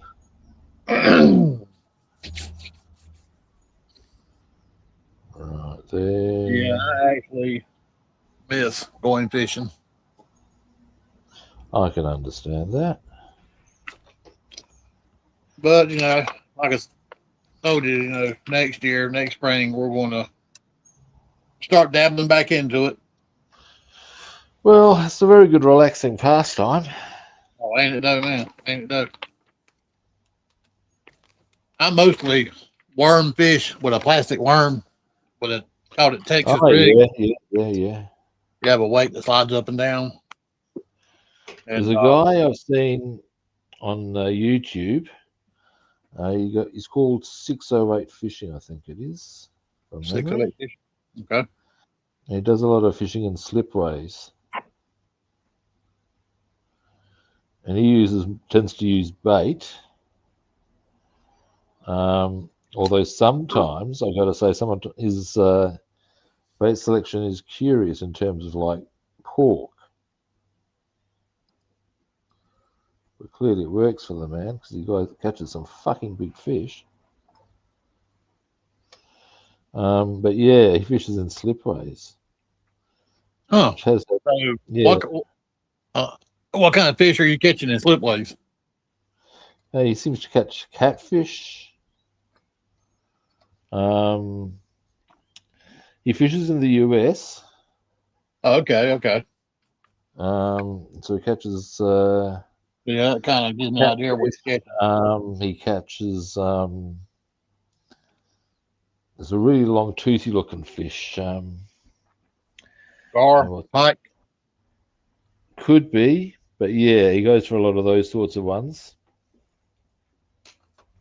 And sometimes, like I said, some of the bait he uses had me going, really? But he comes home, he gets his fish.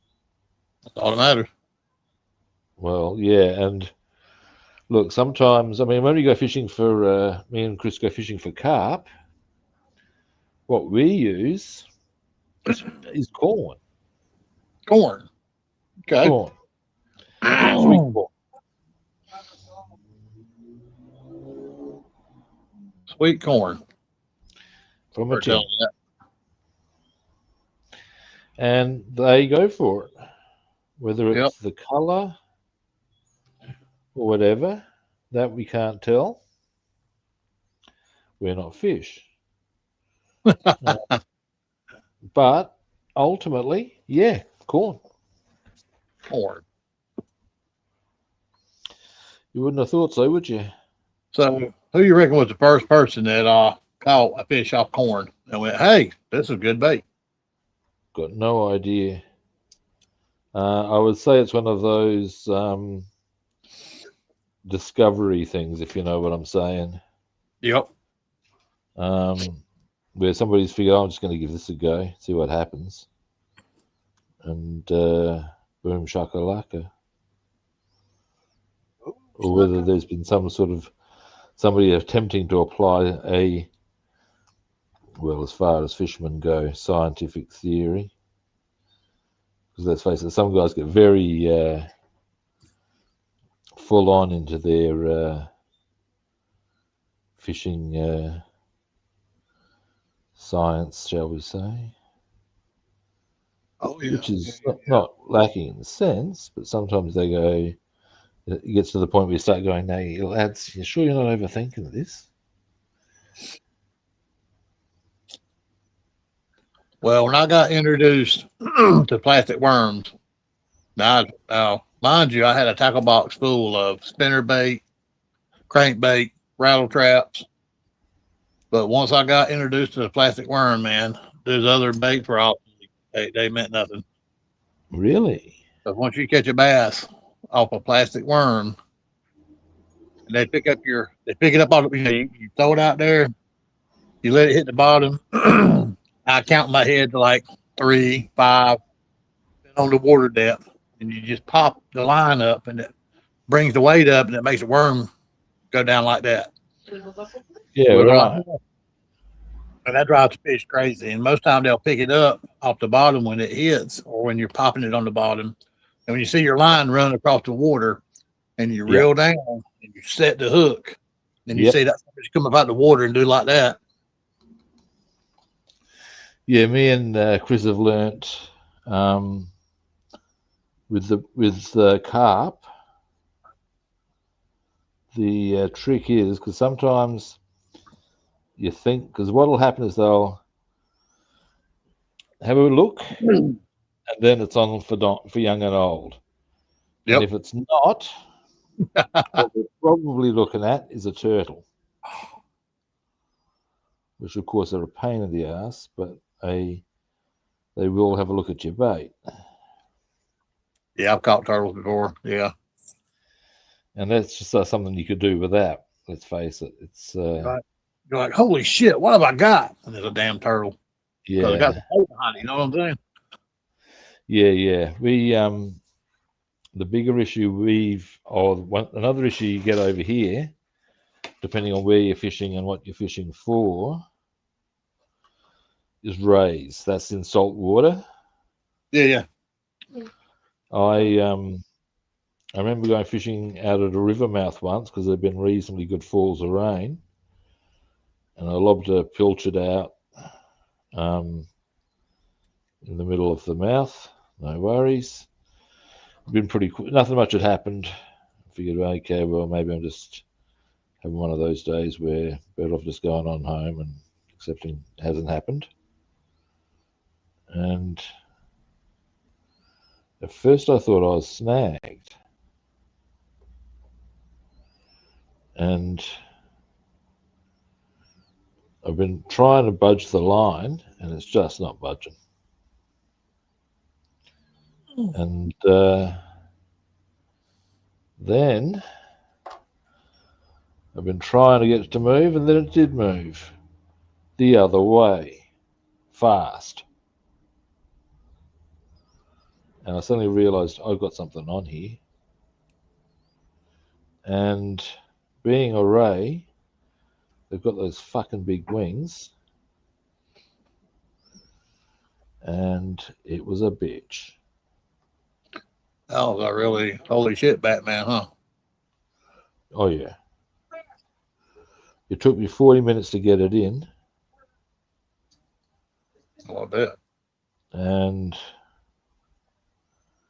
by the time it was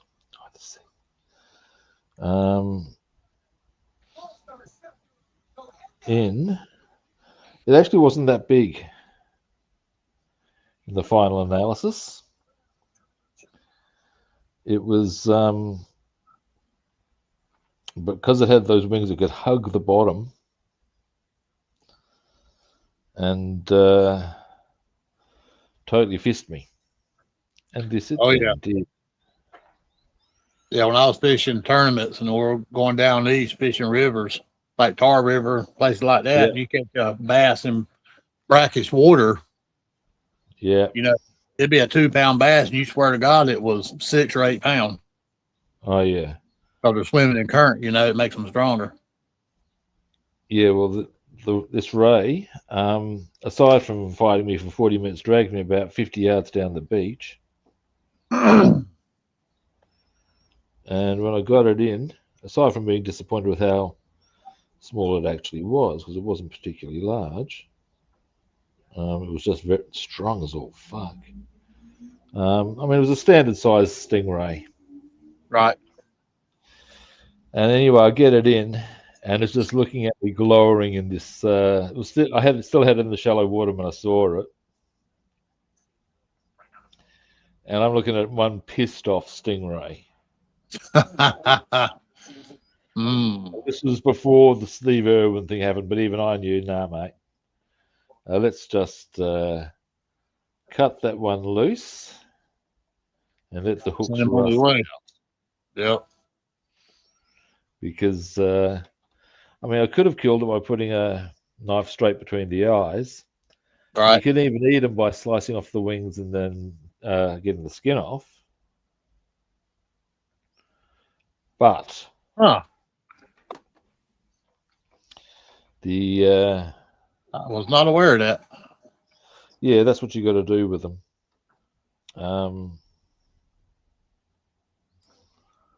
And a skate or a ray is a type of shark in essence. Yeah. And so in the same way that you can eat small shark, Yeah. you can eat rays and skates.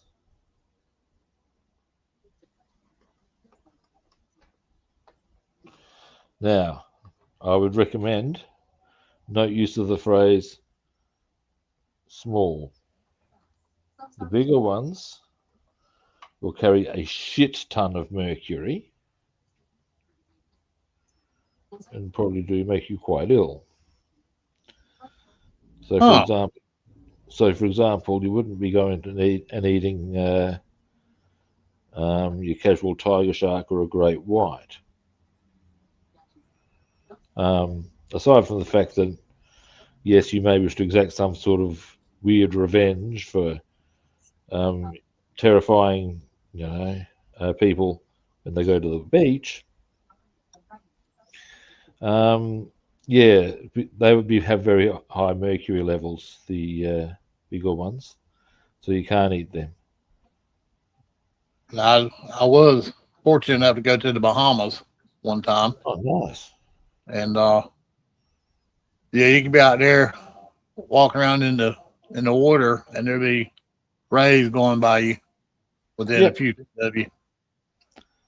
Yep. I thought that was pretty cool. Oh yeah. Pretty cool. Being that close to wildlife. That type of wildlife. There are places over here you can get similar experiences. There's a place in Western Australia called Monkey Mere, and you can actually have dolphins that will come up to you.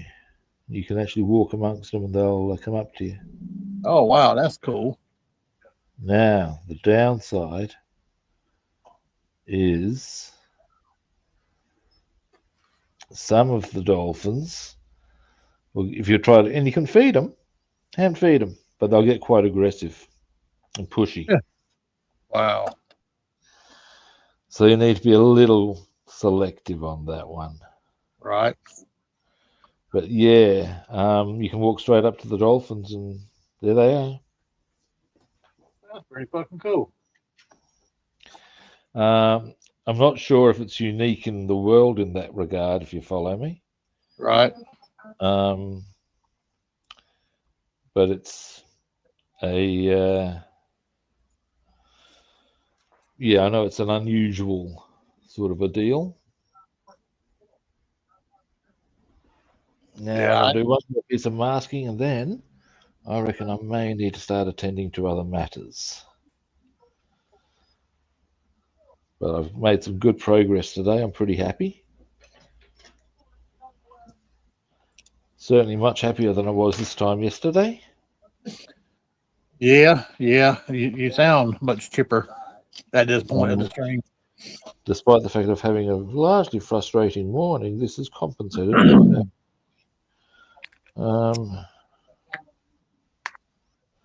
You didn't. After the morning, I was having such a hard time of it all.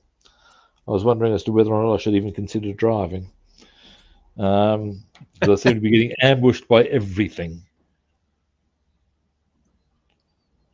And I was just going, you know what? Maybe this is just giving me the heads up. You're going to about to get fist fucked if you go behind the wheel of a car, man. But no, I'm feeling more positive about that idea now. Well, that's a good thing. It is. It is. Oh, there we are.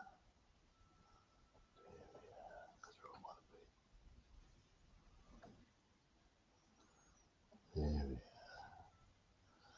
Just need to tidy that one up a bit.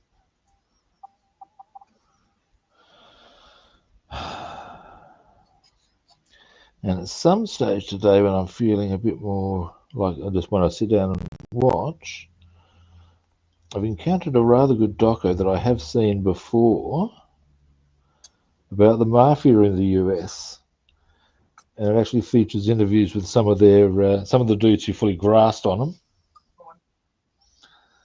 and with quite noted crims, and some of it's really interesting, tad disturbing,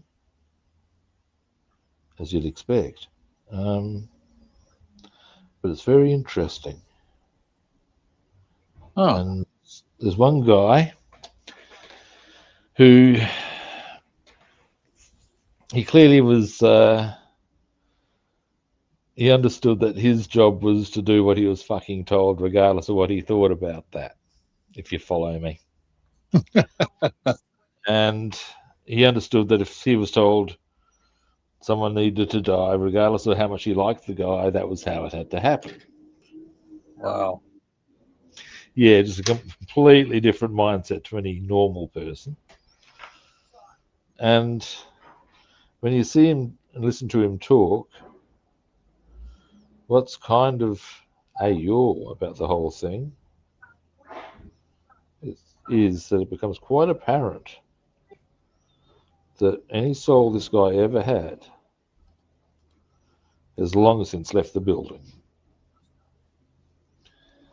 And As long as you said left the building.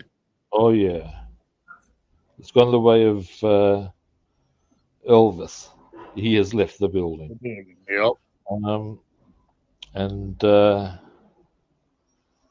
this guy's case, his soul has left the building. He doesn't have a soul, mate. Huh. It was pretty, you can see he's utterly mind fucked and cold and just there's nothing right about this person.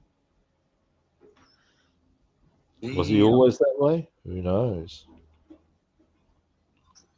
But it's interesting to see it coming from somebody who was clearly involved and knows exactly what goes on and da da da. Not just an actor. This is someone who's actually done it. Right. Sort of a style. And I was like, wow.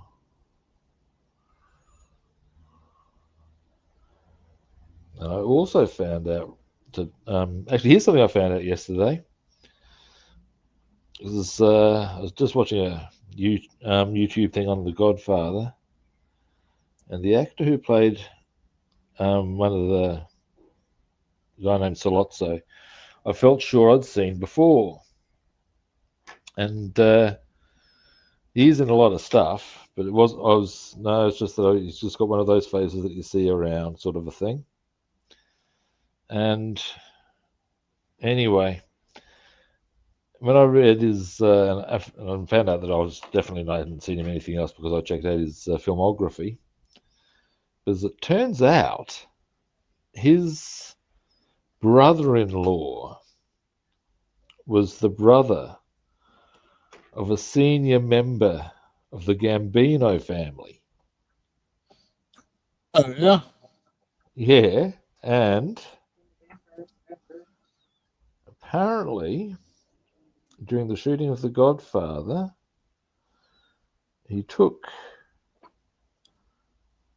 Al Capone to meet some people, saying, "I think this would help you with your role." So as he could understand as to how these people operated, what the whole mindset was. Huh. And you think, wow, that's pretty full on, actually. Yeah, it is actually. It's kind of cool. Yeah, I must As say. far as he's prepared to do that for his movie, but yeah. Now that's going to be me done for today, I reckon. Right? I'm pretty happy with what I got done. Got a lot done, actually. Yeah, so did I. Now I'll give you a bit of solo time so we can see what you done. Oh, that's looking nice. I like the grill. Yeah, I got the grill blackened out. Got the bow Nice, tie painted. Got the nice, black around all the windows.